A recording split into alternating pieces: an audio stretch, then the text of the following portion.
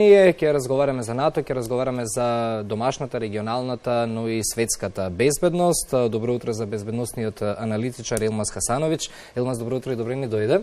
Добро утро и благодарам за поканата.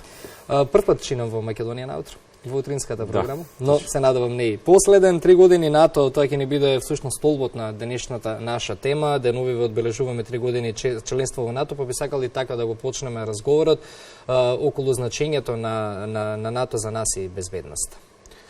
Така. Најпрво би сакал да потенцирам дека Руската Федерација е закана за меѓународниот мир и безбедност и ја подкопува безбедноста во Евроатланската област. Бруталната и неиспровоцираната агресија на Русија врз Украина радикално го променя безбедносното обкружување во Европа.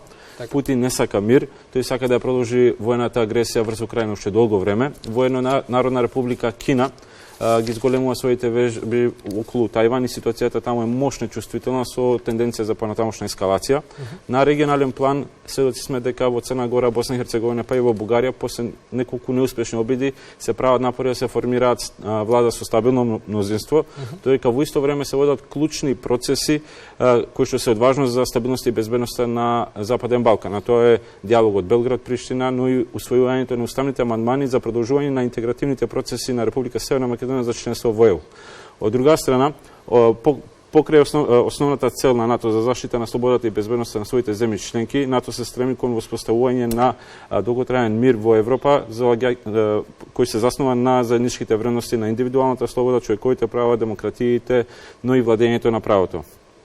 Имајќи во предвид дека сите овие кризи и конфликти кои што се случуваат вон границите на НАТО може да влијаат врз остварувањето на оваа цел, во суштина НАТО се ангажира секогаш кога е потребно, каде и да е потребно, да ги проектира своите вредности надвор од сојузничките граници со цел да превенира кризи и конфликти, да учествува во справувањето со постконфликтните ситуации, да стабилизира состојбата, да пружа хуманитарна помош и слично.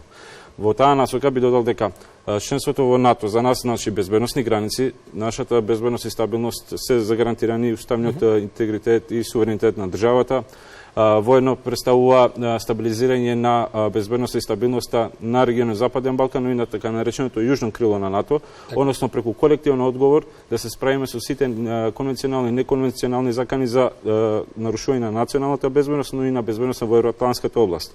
Понатаму, значи, повеќе странски инвестиции. Еден од главните фактори за да привлечете странски инвестиции треба да сте безбедна и стабилна земја. Тоа НАТО ни го гарантира. Колку за илустрација, просекот на странските инвестиции во период од 2010 до 2017 година изнесуваше 226 милиони евра, но само во 2018 година, кога се раздвижија процесите за нашето присапување во НАТО, тие изнесува 624 милиони евра.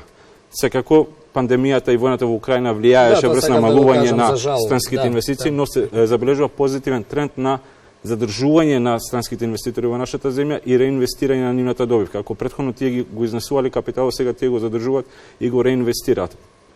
Следствено на тоа значи предвидлива и стабилна иднина за младите. Воено НАТО е представува форум за диалог и соработка и градење на силни сојузништва за остварување на другите стратешки цели, тоа е членството во ЕУ. ЕУ и НАТО тесно соработуваат во повеќе области, како што се градење на силни партнерства, воената мобилност, справување со хибридни закани, сајбер безбедноста, тероризмот и слично. Понатаму би додал дека нашиот глас еднакво одлучува во донесувањето на сите одлуки во НАТО алијансата. Ние сме еднакви на масата со најпредните демократии и најразвиените воени сили во светот и ние еднакво одлучуваме како и САД, Велика Британија, Германија, Франција и слично и не става на мапата на геополитичката сцена. Исто така ја зајакнуваме од поноста на демократијата и заеднички се справуваме со сите хибридни закани и операции кои што ни доаѓаат кон нас. Ја зголемувавме интероперабилноста, модернизација на армијата, че има големи придобивки од економски, политички, но и од безбедносен аспект.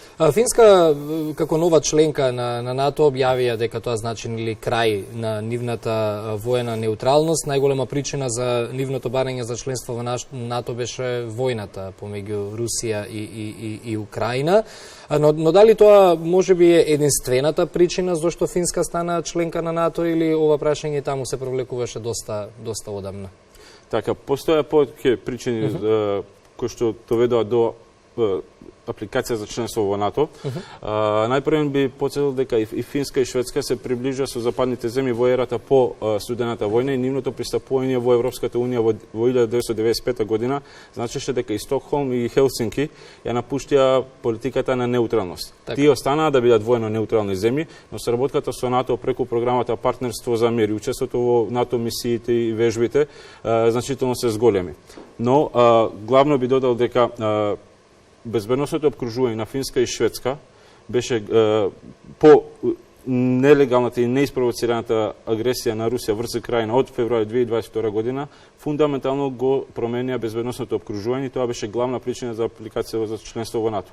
Но би сакал малку и ретроспективно да се навратиме на одредени настани кои што влечат уште од почетокот на Втората светска војна. На почетокот на Втората светска војна Финска објави неутралност, но Советскиот сојуз во тоа време бараше одредени отстапки, што придонесе кон зголемување на недовербата и тензиите меѓу двете земји. Финска во тоа време со право стравуваше дека Советскиот сојуз бара да се прошири на нивните територии, што доведе до така наречената студена војна, односно руско-финската војна. На 30 ноември 1939 година, преку лажно исцениран инцидент на нивната граница, Советскиот сојуз го искористи тоа како повод и ја нападна Финска. Таа војна траеше се до 12 март 1940 година, иако финската армија беше помалку бројна, таа успеа да ги одврати сите напади на почетокот од страна на Црвената армија, но поради недостигот на ресурси и воена опрема, тие беа приморани на 12 март 1940 да го потпишат така наречениот Московски договор, со што ја отстапија 11% од својата територија на Советскиот сојуз. Сметам дека сите овие причини влијаеле зашто тие аплицираат за членство во НАТО и членството на Финска во НАТО, имајќи во предвид нивната отпорност и нивните одбранбени способности, но посебно отпорноста на кризи, ќе го зајакне на колективното одвраќање одбраната на НАТО алијансата и ќе го стабилизира тоа северно крило во делот на Балтичкото море и Северна Европа. Сега се враќаме и на јужното крило. Некако северното и јужното крило ги спојуваме како тема овој период поради прашањето со Шведска во НАТО. Ако до пред неколку месеци Финска и Шведска кажаа дека заедно рака под рака, нели, само би прифатиле да влезат во НАТО, сега се случи една мала промена. Финска веќе е полноправна 31 членка на воениот сојуз. Што ќе се случува во Шведска ако долговлекува Турција поврзано со ова прашање, колку тоа би се одразило не само на северното, туку и на јужното крило на НАТО? Така. И наистина една интересна ситуација, бидејќи до сега, освен Турција и Унгарија, сите земји ги имаат ратификувано пристапните протоколи за членство на Шведска и Финска во НАТО, односно Финска веќе стана членка на НАТО, но за Шведска простана уште Унгарија и Турција. Да, ја заборавив Унгарија, се извинувам. Турција е земја членка на НАТО и рамноправно, како и сите други сојузници, рамноправно одлучува во донесувањето на сите одлуки во НАТО, вклучително и за проширувањето, односно пристапувањето на новите земји членки. Турција е втора земја по големината на војската во НАТО и еден од најголемите контрибутори, наш стратешки сојузник и фактор за стабилност во делот на Блискиот Исток и делот на обкружувањето во Црното море. Од друга страна, Шведска е една од најнапредните и најразвиените демократии во светот и нивното членство како ќе го стабилизира тоа северно крило и ќе ја зајакне отпорноста на демократијата за одбрана од авторитарните режими. Јас сум оптимист дека Шведска ќе стане членка на НАТО во 2023 година, меѓутоа, сакам да подлечам дека доколку овој процес се прошири после завршувањето на НАТО самитот закажан за јули месец во Вилнус, Литванија, постои сериозен ризик дека овој процес ќе изгуби на интензитет и Шведска ќе биде доведена во ситуација на неизвестност. Тоа би ги подкопало напорите и инвестициите во безбедноста и колективното одвраќање на НАТО алијансата и би дало одредена стика дека алијансата е политички необединета и фрагментирана, што ние не смееме тоа да го дозволиме, бидејќи тоа е целта на Русија. Затоа сметам дека во наредниот период, од денес до НАТО самитот во Вилнус, сите оние земји членки, вклучително и нашата земја, кои што го ратификува пристапниот протокол, да продолжат со диалогот и дискусијата помеѓу Шведска и Турција и да ја убедат Турција за ратификување на протоколот и мислам дека на крајот ќе дојде до заеднички јазик. На крајот би сакал да кажам дека и Шведска е членка на Европската унија и таму има одредена клаузула која што гарантира дека останатите земји би помогнале во случај на воена агресија или напад од друга земја членка, но исто така Шведска има безбедносни гаранции од Велика Британија и САД, така да во овој период до пристапувањето во НАТО ситуацијата мислам дека таму е стабилна и мирна. Така. Околу улогата на НАТО во Украина, споминавте во одговорот пред малку дека, само сакам да се надоврзам на тоа, нели важно е НАТО да остави впечаток дека е обединет и така натаму, но и војната во Украина некако дојде во еден пресуден момент кога не толку се веруваше во НАТО, кога се мислеше дека помеѓу земјите членки има голем број на недоразбирање и голем јас, меѓутоа војната во Украина тоа го докажа спротивното, односно покажа единство во НАТО, ако се согласувате со тоа. Така, апсолутно.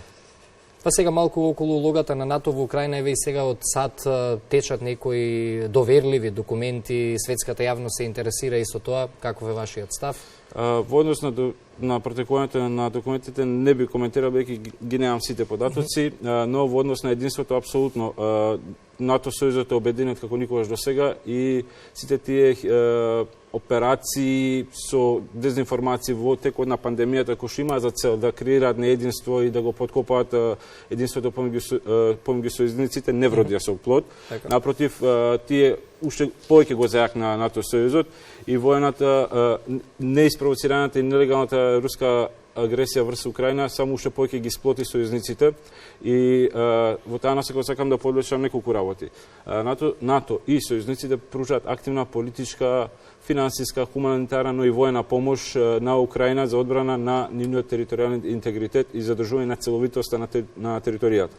Најпрвен, да подсетам дека уште од 2014 година со нелегалната анексија на Крим и дестабилизацијата во Источна Европа од страна на Русија, НАТО зазеде цврст став дека го поддржуваат територијалниот интегритет и суверенитет на Украина во рамките на нивните меѓународно признаени граници.